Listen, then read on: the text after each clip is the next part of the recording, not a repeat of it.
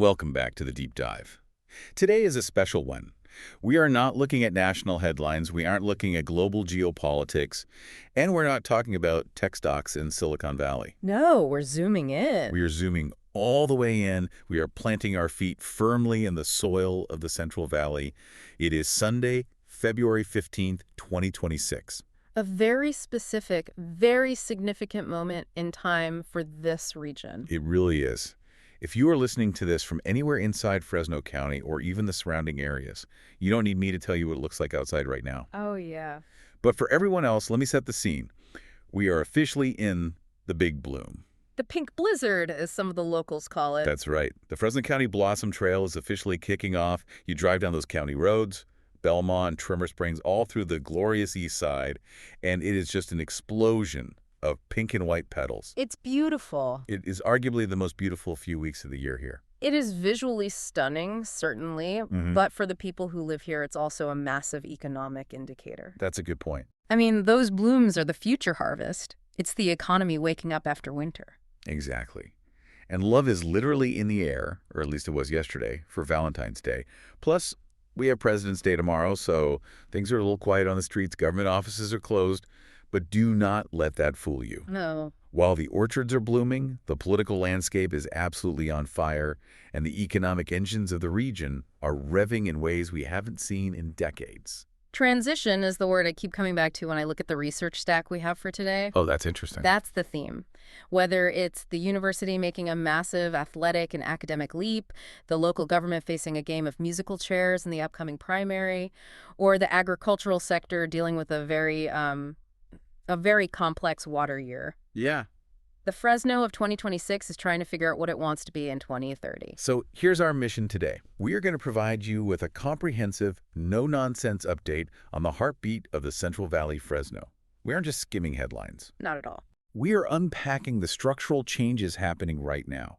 We have pulled together a serious stack of sources reports from Fresno State Today, deep political analysis from GV Wire, policy updates from Fresno Land, and some highly technical water data from Maven's Notebook and the Valley Air District. It's a diverse mix. You have sports, hard politics, education policy, and hydrology.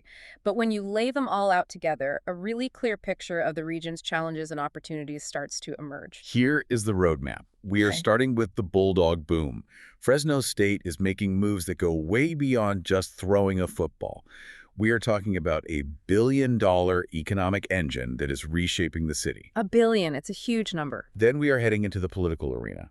The June 2026 primary is creeping up, filing just opened, and the ballot is crowded with some very familiar names in new places. Then we have to get into the classroom. Fresno Unified is facing a budget cliff that we really need to parse through, along with some new policies on smartphones and immigration that are causing quite a stir. And we cannot talk about the valley without talking about the lifeblood water, air, and the dirt itself.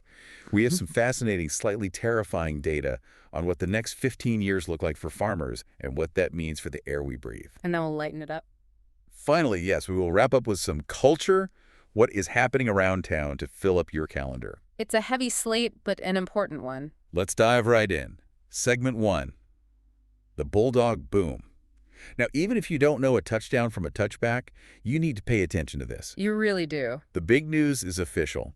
Fresno State joins the Pac-12 Conference on July 1st, 2026. This is a landmark move. I mean, it is a shifting of the tectonic plates in college athletics, and Fresno State is right at the epicenter of that shift. For years, Fresno State has been the scrappy underdog, right? Always. Climbing from the Big West to the WAC, then the Mountain West, always knocking on the door of the power conferences, always asking for a seat at the big table. And now, they are in. They are in. But we have to contextualize this a little bit. This isn't the Pac-12 of the 1990s or even the early 2000s. Right. It's different now. This is the rebuilt Pac-12. They are joining the holdovers Oregon State and Washington State, and they are coming in alongside Boise State, Colorado State, and San Diego State. So it's like the best of the rest, essentially. Precisely. It's a consolidation of the top Western athletic brands outside of the Big Ten and Big 12.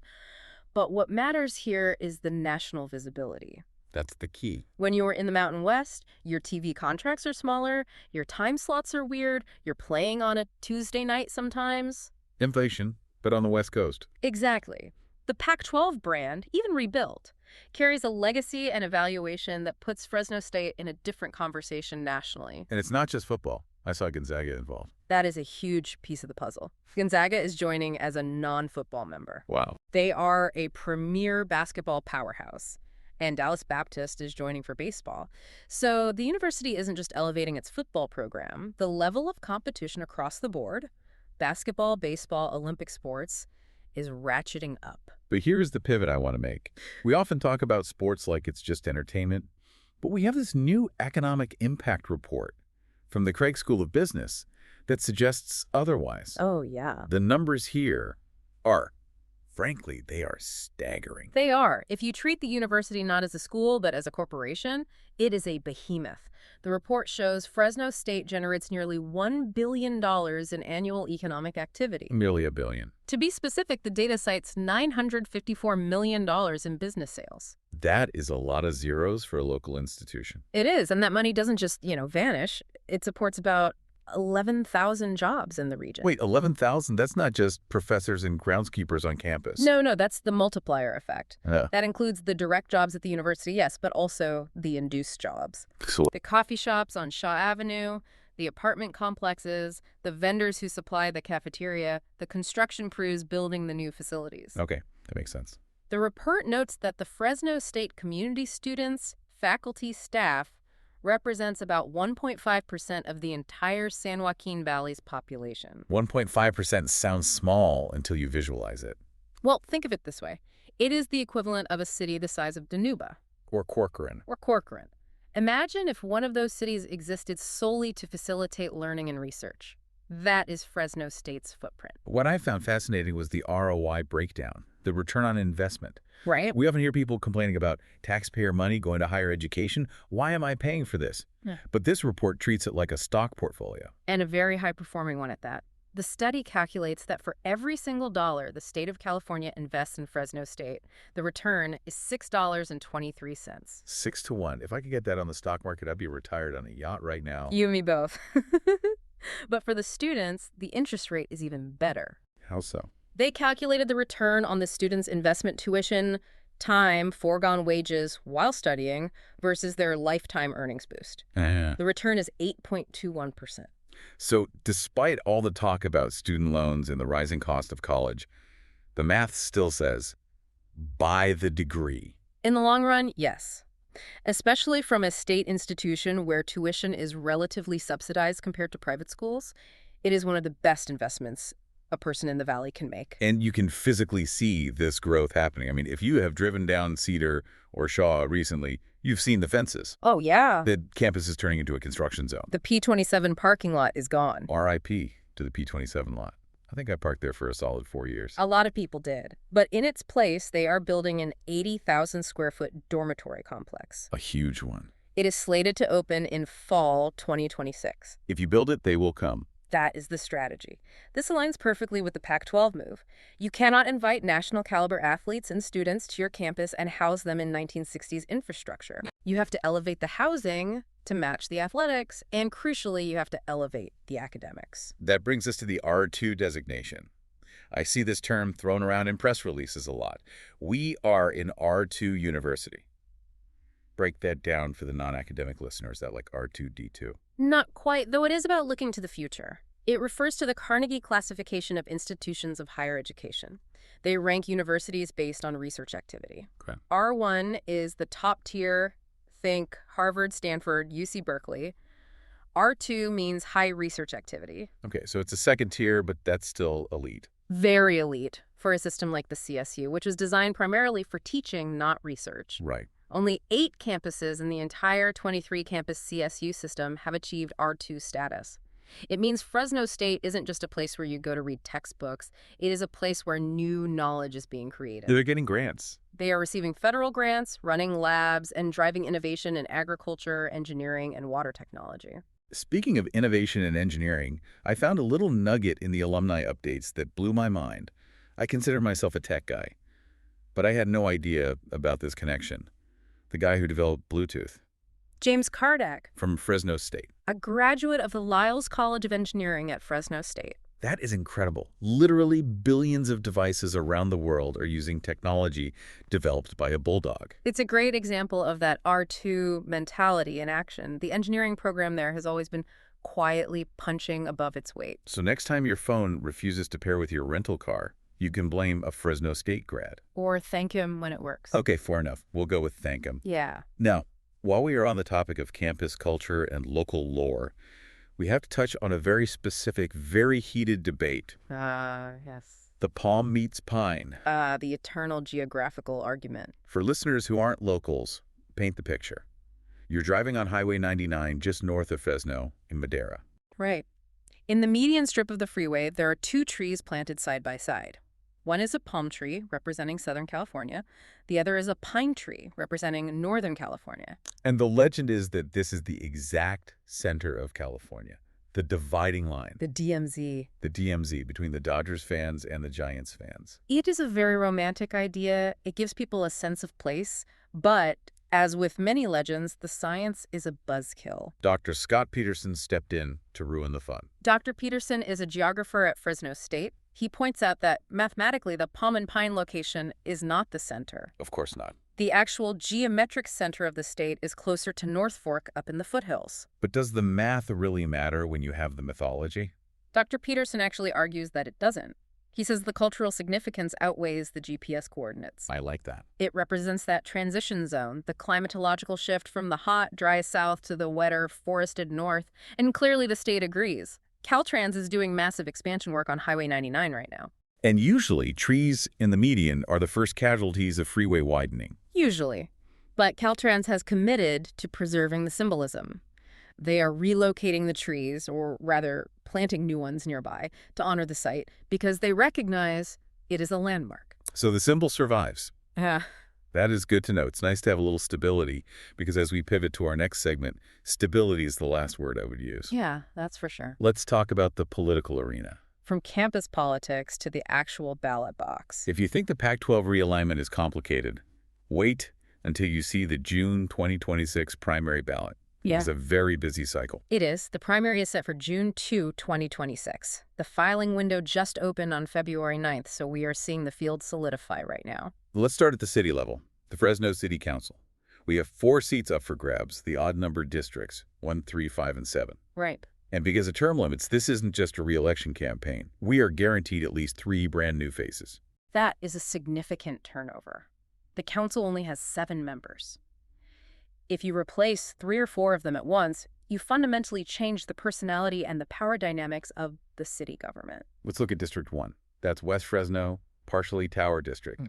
The incumbent, Annalisa Perea, is leaving. She's trying to make the jump to the state assembly. This leaves a vacuum. And who is stepping in to fill that? We have a classic matchup shaping up.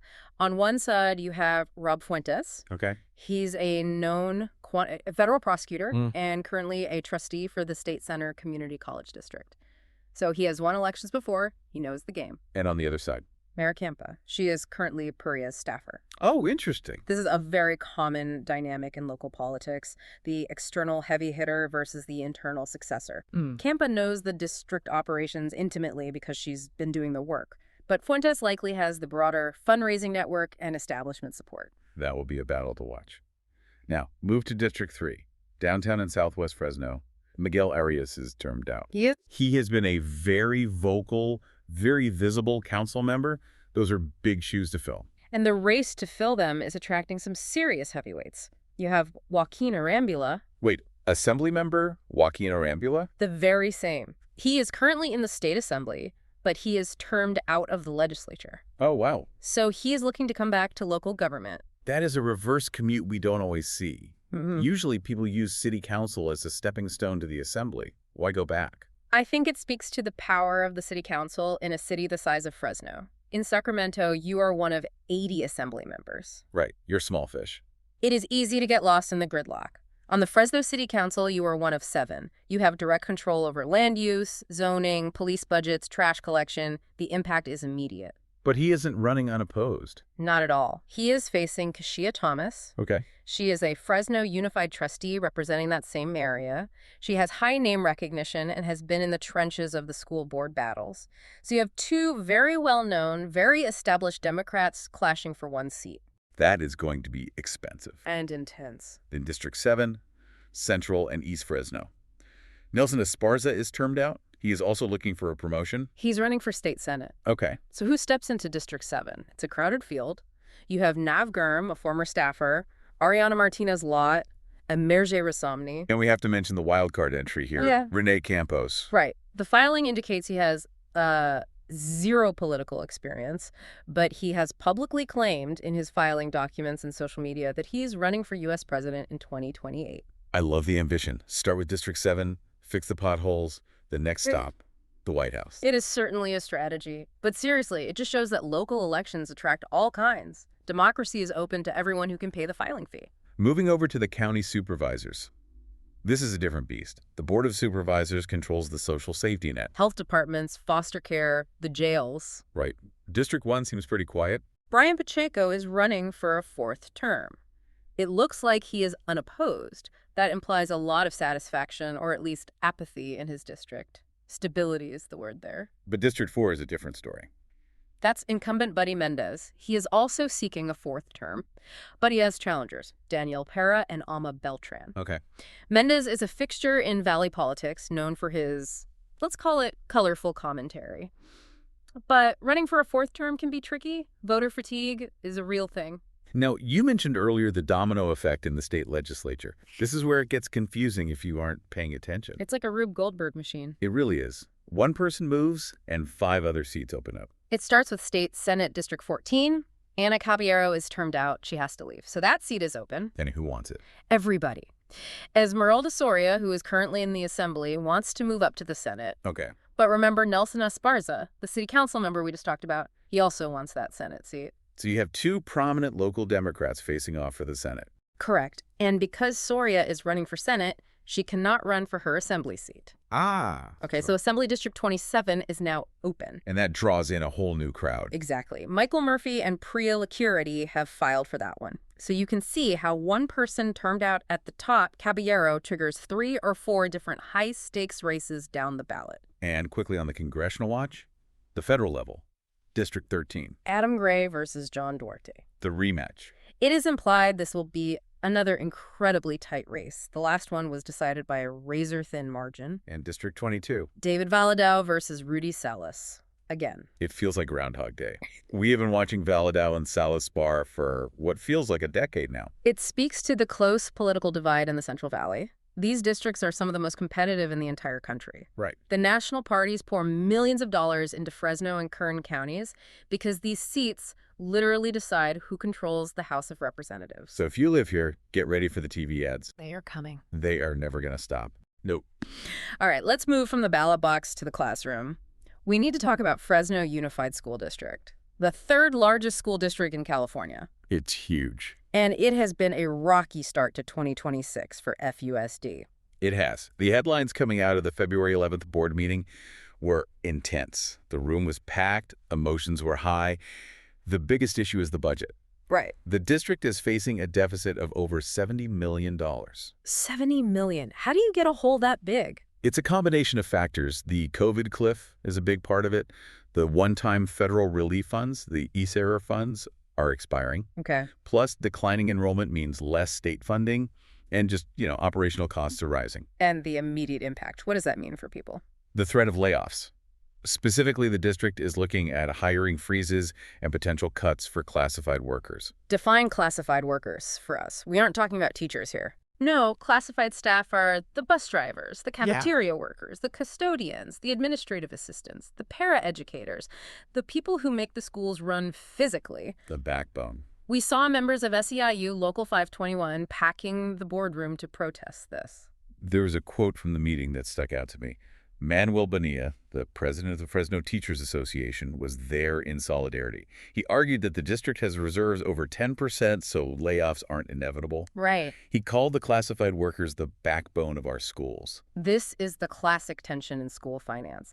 The administration wants to keep a healthy reserve fund, a rainy day fund for fiscal stability and credit ratings. Sure. The unions argue that a $70 million deficit is the rainy day, and you should spend the savings to protect jobs.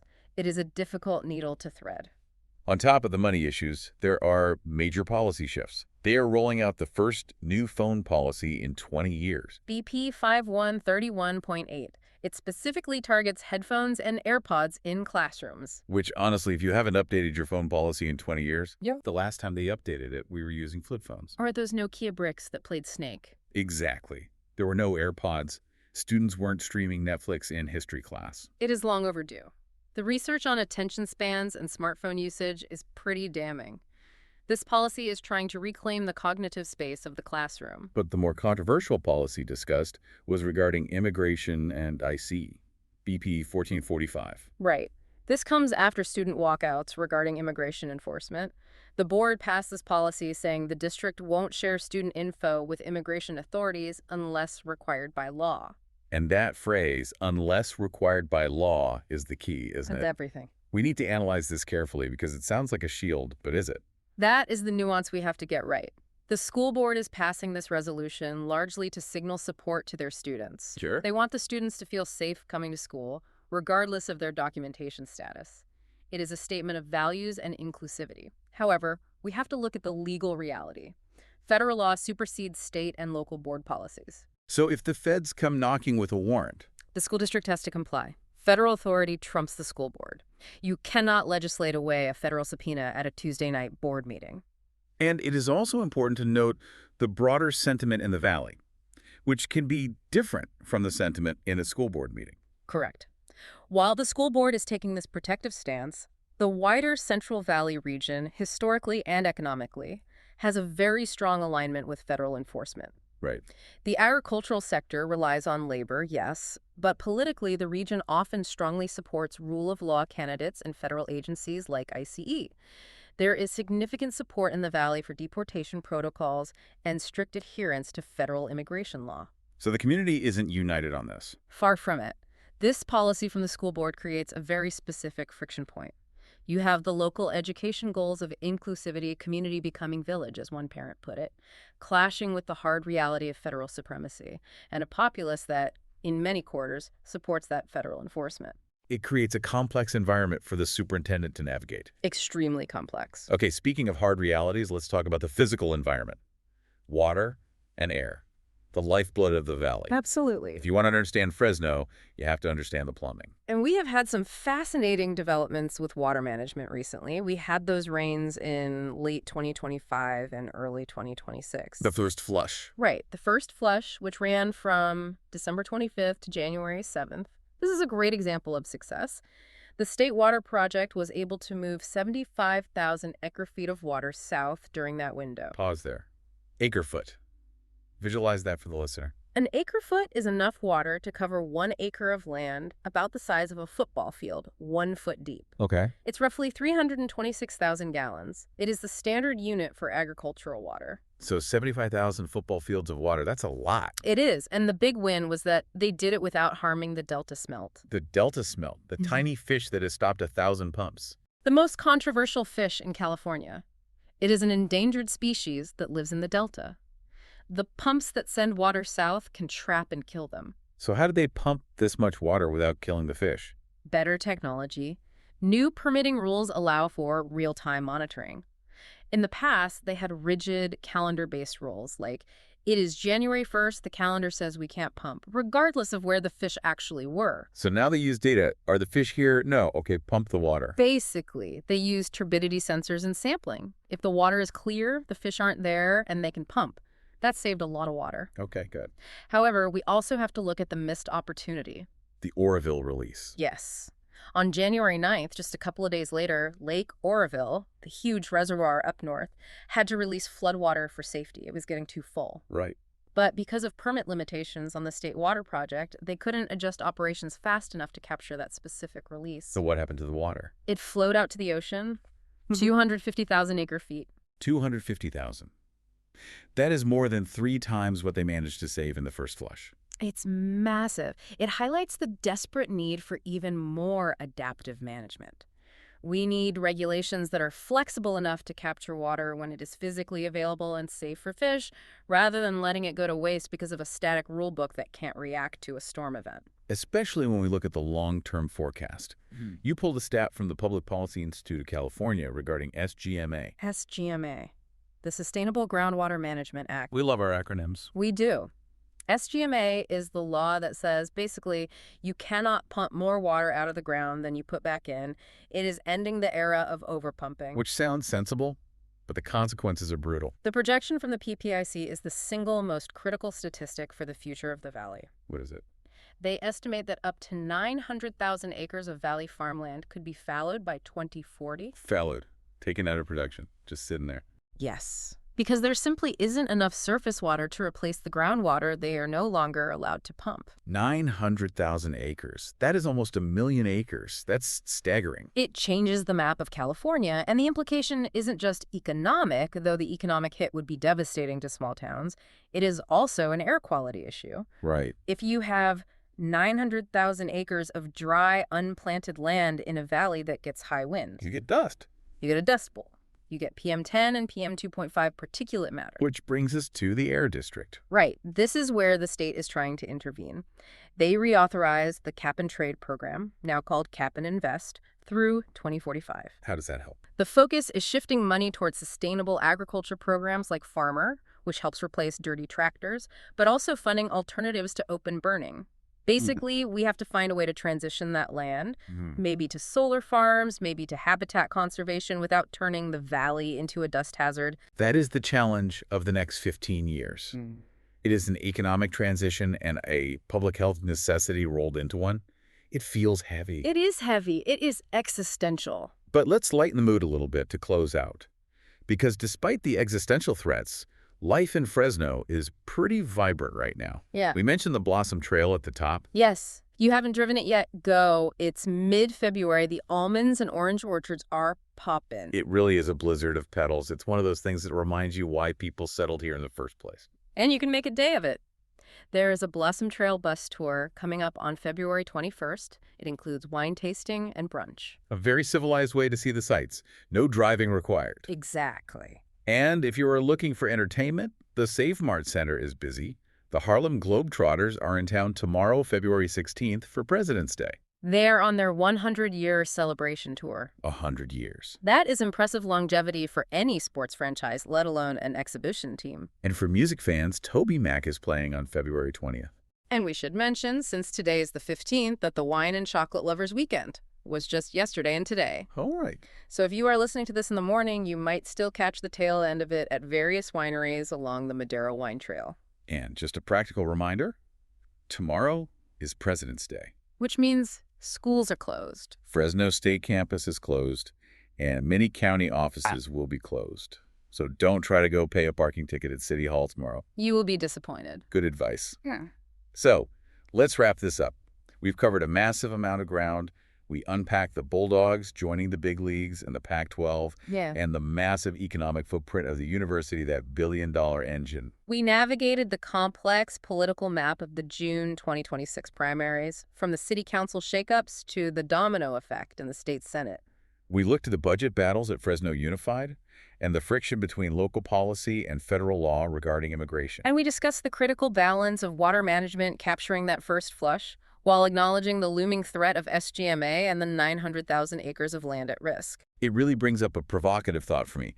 When you look at these two massive trends side by side, on one hand, you have the university booming, construction everywhere, joining the Pac-12, generating $1 billion. It feels like the region is ascending. It does. But on the other hand, you have the agricultural sector, the historic backbone, facing the loss of nearly 1 million acres of farmland in the next 15 years. It raises the question of identity. Exactly. What does the future identity of the Central Valley look like? Are we shifting from being the ag capital to becoming an education and innovation hub?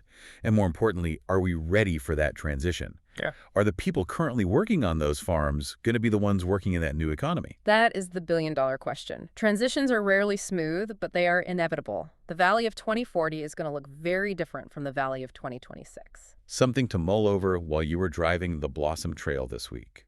Look at the blooms, but think about the water underneath them. Thanks for taking this deep dive with us. Stay informed, stay curious. And we will see you next time.